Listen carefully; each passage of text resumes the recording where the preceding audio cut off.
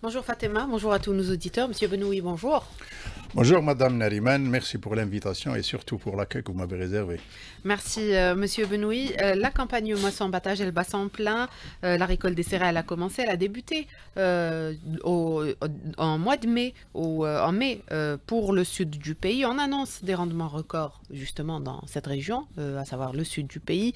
De bonnes performances également à l'est du pays. Une superficie totale qui a été consacrée aux céréales cette année de 3,7 millions d'hectares. Alors globalement, Monsieur Benoui, est-ce on doit s'attendre à des performances inédites?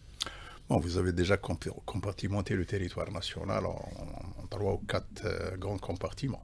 Bon, nous avons le nord qui est structuré en 3 compartiments, l'ouest, le centre et l'est. Puis nous avons le grand compartiment sud, c'est la plateforme saharienne. Bon, s'agissant donc du sud, c'est un plateau homogène, il est basé essentiellement sur une céréaliculture d'entreprise, donc c'est le système pivot pour l'irrigation. Et donc, c'est une superficie de l'ordre, bon, la surface en blanc avait été de l'ordre donc 140 000 hectares. Les rendements moyens l'année dernière gravitaient autour de 47 quintaux. Par contre, cette année, on s'attend à des rendements dépassant les 55 quintaux hectares. Pourquoi? Concernant le sud? Concernant le sud, plus particulièrement, je parle du sud. Hein. Et donc, si on fait une projection directe, c'est-à-dire 140 000 hectares pour 50-55 quintaux, c'est une histoire de 7 millions de quintaux qu'on doit engranger. Quoi. Maintenant, s'agissant de la bande nord, bon, d'autres structures du territoire national ont 3 grands compartiments, la zone télienne, la zone stépique et la plateforme saharienne. Bon, pour ce qui est de la zone nord, ce qu'on appelle l'Algérie du Nord, c'est-à-dire l'Atlas saharien, la steppe et la zone télienne. Bon, là, il y a quelque part problème pour la région ouest. Bon, vous savez que le déficit pluviométrique lié au, disons, décrochage pluviométrique de 1976 donc, a causé donc, ce qu'on appelle un déficit pluviométrique par rapport à la normale habituelle connue, surtout pour la région de l'ouest. Bon, l'ouest, la pluviométrie moyenne est de l'ordre de 350 mm. Quand il y a un déficit de 20%, ça veut dire qu'on a 250-270, ce qui n'est pas quand même suffisant pour avoir de bons rendements dans le domaine de la céréaliculture. Le centre, c'est quand même, je dirais quelque part, c'est acceptable. Pour l'Est, c'est bon. Pourquoi l'Est, c'est bon? Parce que nous avons une pluviométrie moyenne de 700 mm, Annaba 1000, 1100, Djidjel 1000, Béjaïa 800. Donc, quand il y a un déficit de 20%, c'est pas perceptible donc en direction de la production céréalière. Et donc là, pour la bande nord, bien sûr, la sériculture, c'est les plaines internes. Hein, quand je dis de la sériculture dans la bande nord. Quand je dis le plaine interne, je fais allusion à la plaine de Bnislimane, c'est 90 000 hectares. Je fais allusion aussi au plateau du sud de Bouira, c'est à peu près 60 000 hectares. Madak vers l'ouest, c'est surtout le grand plateau de Mahdia, Hamadia, c'est 400 000 hectares. On nous jusqu'au plateau de Belabbas et dans la région, le sud tlemcenien surtout. Alors, concernant le sud, Monsieur Benoui, vous avez parlé de rendement, effectivement, pour l'année dernière, qui était une moyenne de 45 millions, Oui. de 45 quintaux à l'hectare. Oui. On atteindrait une moyenne de 55 quintaux à l'hectare cette année. Pourquoi vous dites qu'avec toutes les conditions déployées pour le développement de la céréaliculture, dans le sud du pays, les rendements devraient être meilleurs? Est-ce vraiment le cas? Est-ce qu'on peut faire mieux? Vous avez raison. C'est une question légitime parce qu'il n'y a pas une maîtrise totale actuellement. Pourquoi? Parce que la céréaliculture, à travers ce qu'on appelle l'agriculture d'entreprise, date de 1987. Il y avait une mission américaine, Gus Etwell. Donc, ils ont travaillé sur un périmètre à peu près de, je crois, 3000 hectares. Ils ont obtenu dans le début des rendements de 64-65. Bon. Puis il y avait des chutes parce qu'il y a eu une augmentation de la salinité, parce que dans les forages, il y avait un niveau salé qui n'a pas été pris en considération. Donc là, c'est autre chose. Maintenant, ce que j'ai dit, c'est une moyenne de 55, mais n'empêche qu'il y a des moyennes de 92. Hadjadj fait, depuis 2000, 2002, 2003, j'étais déjà à Gardaya, Hadjadj faisait toujours des pics de 85-86. Bon, c'est vrai qu'il est le pionnier de la région, mais il faisait des rendements de... Maintenant, il y a d'autres qui sont arrivés. Pourquoi? Au sud, on va essayer d'aller au détail. Au sud, il y a premièrement disons des Algériens qui arrivent actuellement vers le sud. Donc il y a des privés, il y a des entreprises nationales puissantes qu'on considère à trois, c'est-à-dire sans attaque, mais il y a aussi des étrangers. Il y a les Qataris, il y a aussi les Italiens à Timimoun, les Qataris bien sûr à Adrar. Et donc je dirais qu'ils commencent déjà à s'adapter aux conditions de la région. Bon, il y a des fois, il y a des problèmes, disons que je considère comme étant des imprévus. Je prends un exemple simple. Pour les pompes de 35-40 litres seconde, pour faire fonctionner des pivots de 35 litres, de 30 hectares, on utilisait des groupes électrogènes de 200 mégas. Il se trouve que ces deux groupes sont insuffisants, surtout juste après le démarrage. Et donc actuellement, déjà, il y a une nécessité qui s'impose, c'est l'électrification des périmètres qui pose problème. Le premier problème, c'est celui-là, c'est l'électrification des périmètres. À travers l'audace, il y a un cahier de charge, l'État s'est engagé à prendre les actions structurantes. La première action structurante, c'est l'électrification. Ce n'est pas encore fini, ce n'est pas encore pris en charge de manière totale. C'est en voie. Mais quand on termine ça, parce que la majorité des problèmes, c'est lié à l'électrification actuellement. Étant donné que vous disiez, M. Benoui, c'est récent, c'est deux nouvelles expériences qui sont lancées, mais qu'il y a quand même des pionniers qui font ou qui réalisent des rendements records depuis quelques années, qui stabilisent leur rendement. Alors, est-ce qu'on ne gagnerait pas justement à généraliser peut-être des formations, à faire de la vulgarisation ou un meilleur accompagnement pour suivre le bon itinéraire et avoir ces rendements qu'arrivent à atteindre certains agriculteurs? C'est tout à fait ça, vous avez entièrement raison. Il y a un manque en matière d'accompagnement, de vulgarisation et de formation. Ce qui est nécessaire, effectivement, c'est d'harmoniser, d'homogénéiser l'itinéraire technique, vous voulez dire. Et donc, il faut essayer d'harmoniser l'itinéraire technique à travers des séances de formation, à travers des séances de vulgarisation surtout, parce que le Sud, peut-être que c'est un territoire qui reste quelque part méconnu dans le domaine de l'agriculture. C'est récent. C'est à partir des années 2000 qu'on commençait à généraliser un petit peu l'agriculture d'entreprise dans le Sud.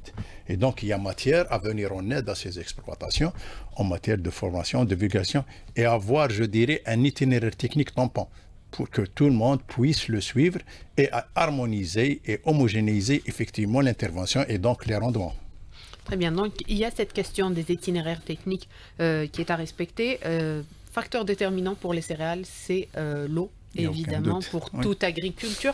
Alors, on a vu, vous avez exposé un peu la situation donc à travers le pays. L'Ouest, où il a peu plu, la saison où la campagne s'annonce vraiment pas très satisfaisante, où les rendements pourraient encore baisser davantage. Donc, est-ce que la question de l'irrigation, aujourd'hui, on parle d'irrigation d'appoint en cas de besoin. Comment faire ou qu'est-ce qu'on devrait mettre en place pour la généraliser, pour inciter les agriculteurs à aller vers ce type d'irrigation, quand on sait qu'à l'ouest du pays, il y a des wilayas qui avaient d'excellents rendements, qui étaient des bassins céréaliers qui ont complètement chuté. Je pense à Tiaret, notamment. C'est une bonne question. Toute la question, c'est de revisiter la carte agricole nationale. La carte agricole nationale date de 1933.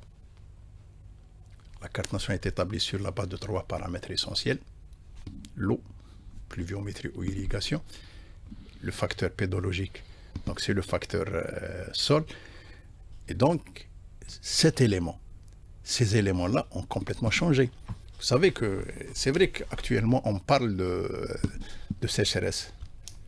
Mais le plus important, c'est quoi finalement la... Bon, quand on dit sécheresse, les gens vont directement au déficit pluviométrique. C'est vrai qu'il y a un décrochage pluviométrique depuis 1976. Le plus important dans cette sécheresse, c'est quoi? Ça se traduit comment finalement? Pas uniquement le déficit pluviométrique, mais ce qu'on appelle les périodes de retour. C'est quoi les périodes de retour? Avant 1976, nous avions donc des périodes sèches, 3, 4, 5 années successives. Puis il y a une période sèche, 4-5 périodes, saison on va dire, saison humide, puis il y a une période sèche. Maintenant, on est dans une logique où il y a 7, exactement, il y a 5, 6 saisons sèches contre une période humide. D'ailleurs, on peut vérifier ça à travers le réchauffement des dettes. Il y a des agriculteurs qui font pour la 10e fois le réchauffement de la dette. Pourquoi? Ils n'arrivent pas à avoir des revenus qui leur permettent de payer leurs dettes. Et là, qu'est-ce qu'on va avoir? On risque de perdre la machine. La machine, c'est quoi? C'est le céréaliculteur. Parce que si on perd le céréaliculteur, c'est toute la filière qui va souffrir. Donc, pour ce qui est de votre question, bon, l'Ouest, c'est vrai, il y a l'irrigation d'appoint. Actuellement, bon, l'année dernière, il y a 10 années de cela, la surface moyenne omblagée annuellement, c'était à peu près 3 200 000 hectares. Ce qui était irrigué en appoint, c'était à peu près 125 000 hectares, 125-130 000. C'est 4-5%, c'est insuffisant. Mais là, c'est lié aussi aux ressources hydriques de l'Algérie. Bon, quelle est la différence entre l'Est et l'Ouest? C'est que l'Est, on a beaucoup de plaines alluviales, beaucoup de plaines, donc la céréaliculture est prépondérante. Mais il y a la ressource en eau, où la pluviométrie est faible, 350 mm. Par contre, à l'Est, nous avons une zone de relief. C'est la zone de rencontre entre l'Atlas saharien et l'Atlas télien. Et donc, c'est une zone de relief où il y a peu de plaines fertiles pour pouvoir pratiquer la céréaliculture à grande échelle. Et donc, pour l'Ouest, vous l'avez si bien dit, il y a de grandes superficies céréalières, mais le problème, c'est le déficit pluviométrique. Mais le déficit pluviométrique qui cause quoi, finalement? Qui ne permet pas la reconstitution des stocks de nos barrages pour pouvoir irriguer en appoint. C'est lié, c'est étroitement lié.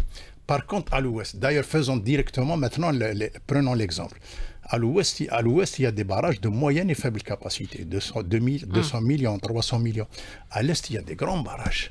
Nous avons le barrage de Mila, de Bni Haroun, c'est 830 millions. Nous avons le barrage de Kodiet Assedoun à côté, c'est 604 millions. Pourquoi? Parce que les apports d'eau destinés à la reconstitution des stocks annuels, c'est des apports importants. Par contre, à l'Ouest, c'est des apports limités. Donc, pouvoir prendre en matière d'irrigation d'appoint ces grandes surfaces, c'est un peu compliqué. Alors, l'irrigation d'appoint, vous le disiez, c'est compliqué, il faudrait avoir l'eau nécessaire pour le faire. On sait qu'il y a des instructions aujourd'hui des plus hautes autorités pour aller vers l'utilisation des eaux épurées, donc les eaux usées épurées pour l'irrigation. Est-ce que, justement, on ne devrait pas généraliser l'exemple du Sud, c'est-à-dire irriguer totalement, puisque l'eau se fait de plus en plus rare, ou la pluie se fait de plus en plus rare, avec ces eaux épurées, et mettre en place un mécanisme de soutien à ce niveau, sachant que les eaux épurées, de toute manière, sont cédées gratuitement. Ce qu'on va dire qu'il y a à peu près 243 stations de traitement des eaux usées.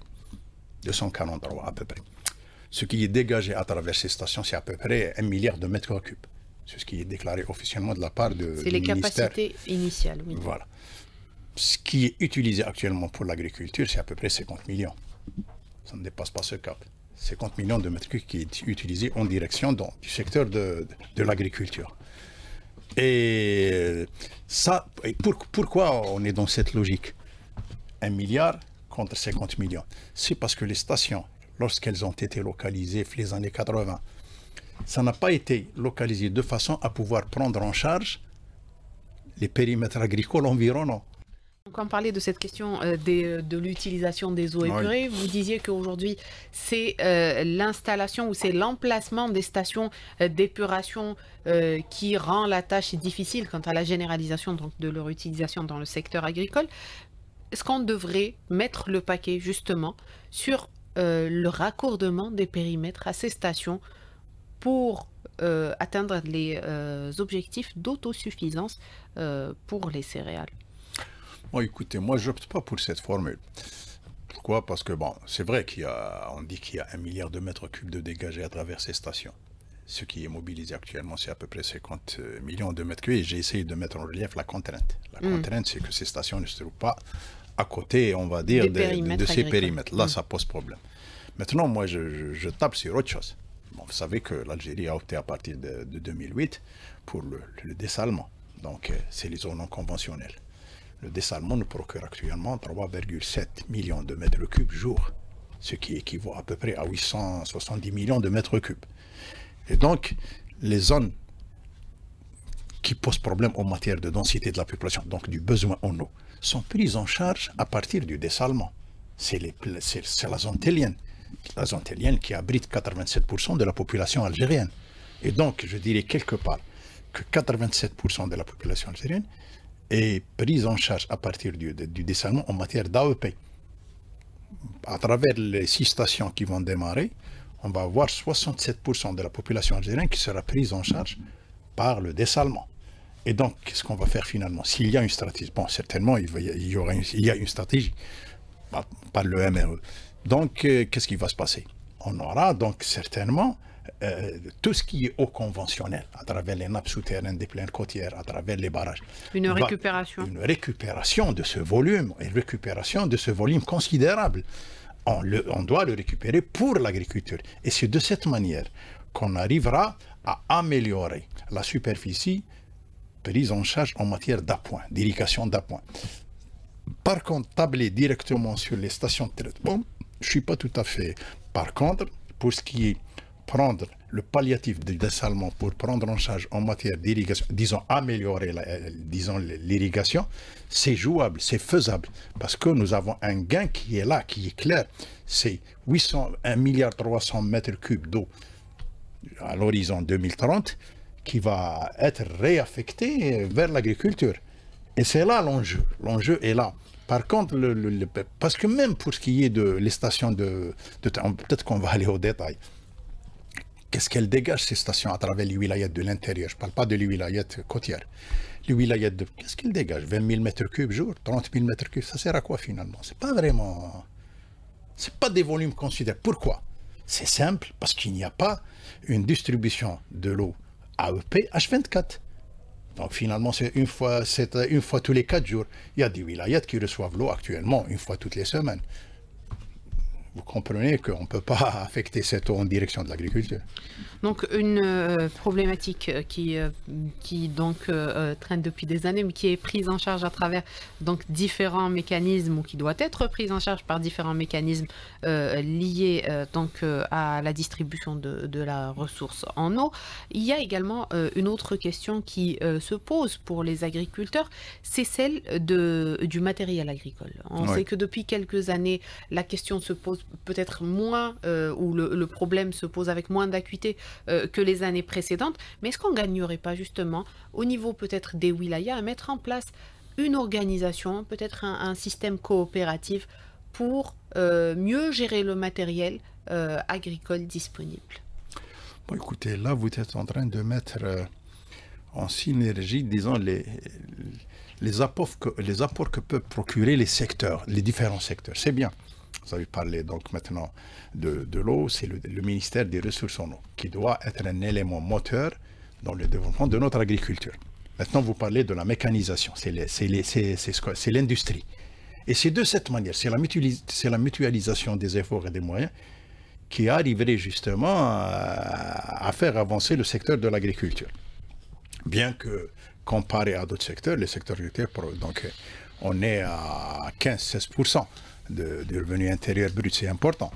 Et donc, maintenant, s'agissant du matériel, moi je dirais autre chose peut-être dès le début, c'est à revoir la qualité du matériel qu'on utilise actuellement.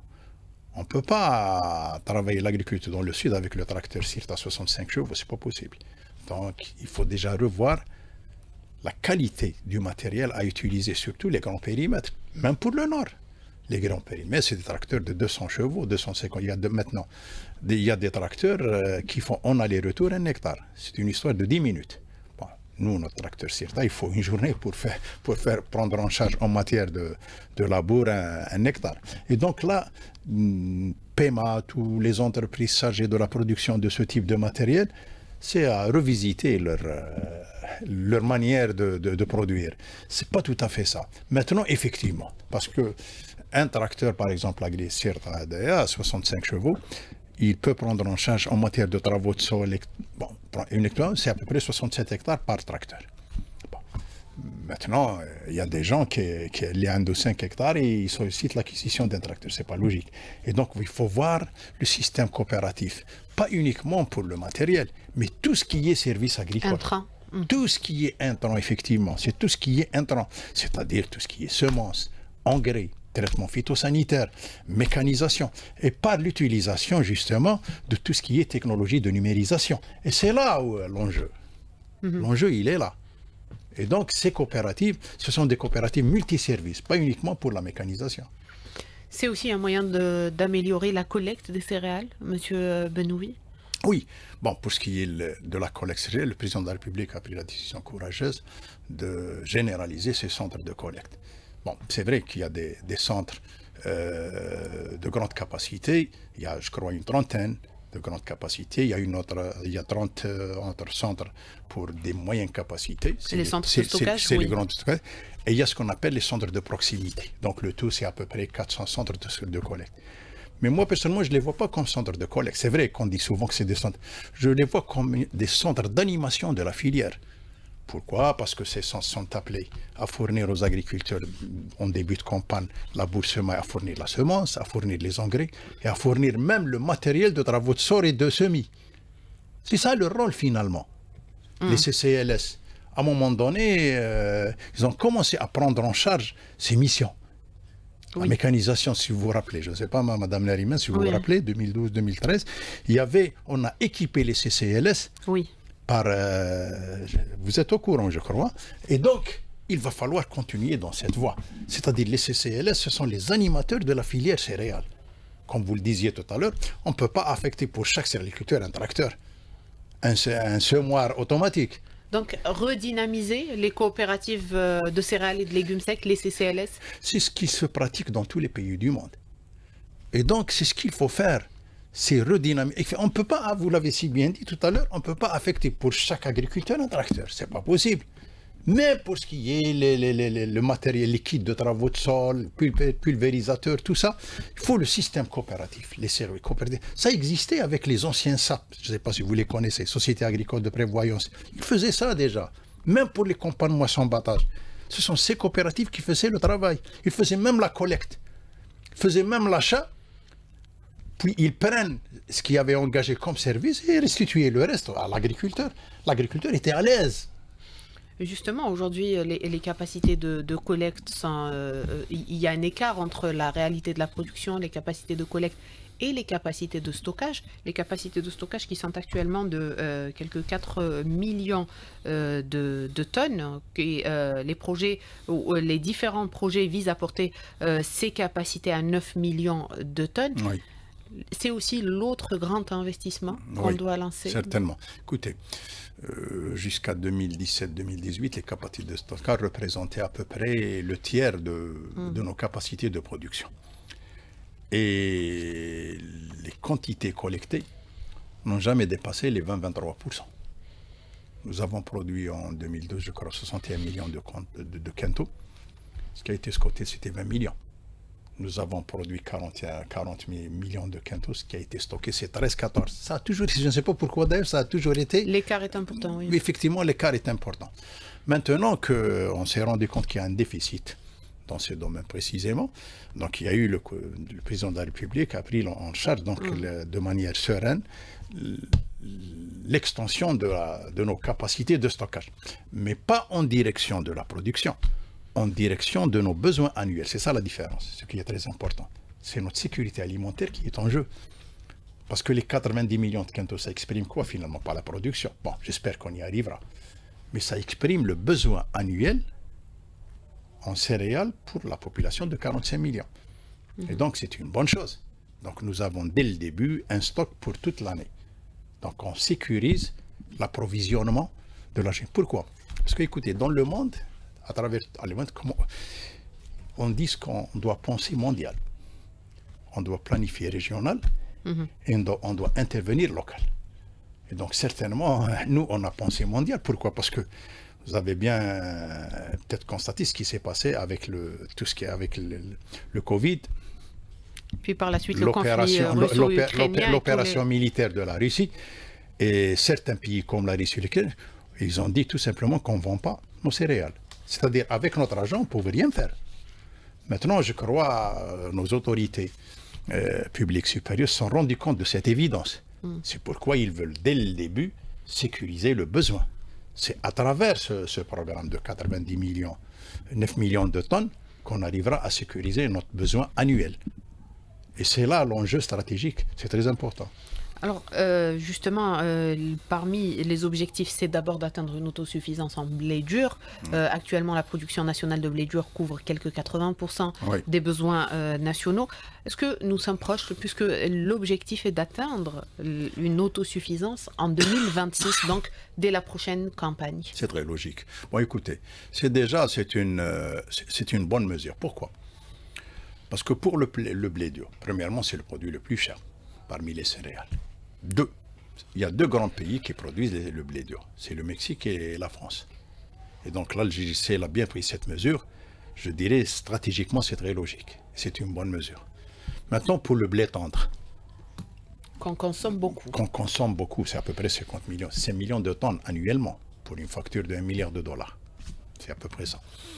Et donc, par contre, le blé tendre, il est disponible partout. Et à prix très, et même chez les pays amis, la Russie, l'Ukraine, etc.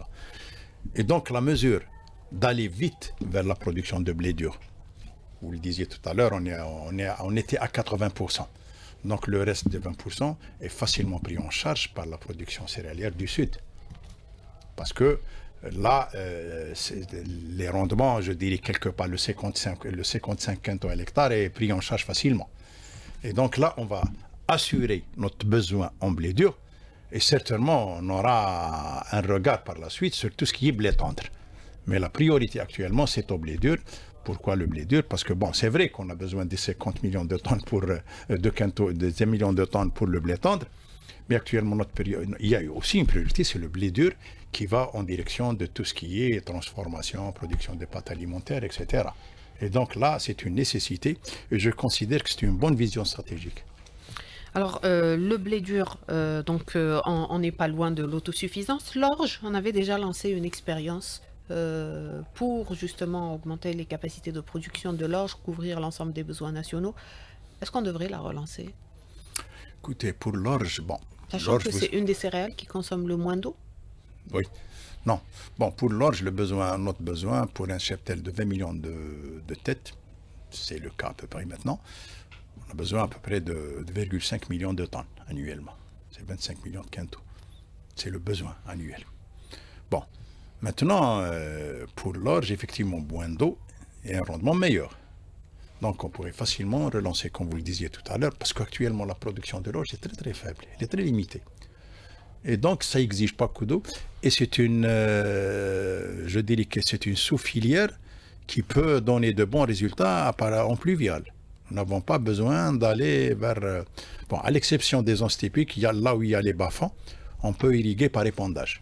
Parce que là, je ne sais pas si vous connaissez la technique. La technique d'épandage, c'est qu'on dévie l'écoulement de surface vers les bas-fonds pour pouvoir irriguer nos céréales. C'est ce qu'on faisait avant, ce que faisaient nos ancêtres durant l'époque coloniale. Et donc, effectivement, il y a matière à reprendre l'expérience, pas l'expérience finalement, c'est la pratique. Et donc, il y a matière à la reprendre et améliorer notre production d'orge en direction de nos éleveurs qui finalement accusent un grand manque en alimentation en direction de leur cheptel. Et là, peut-être qu'on aura parlé dans d'autres jours.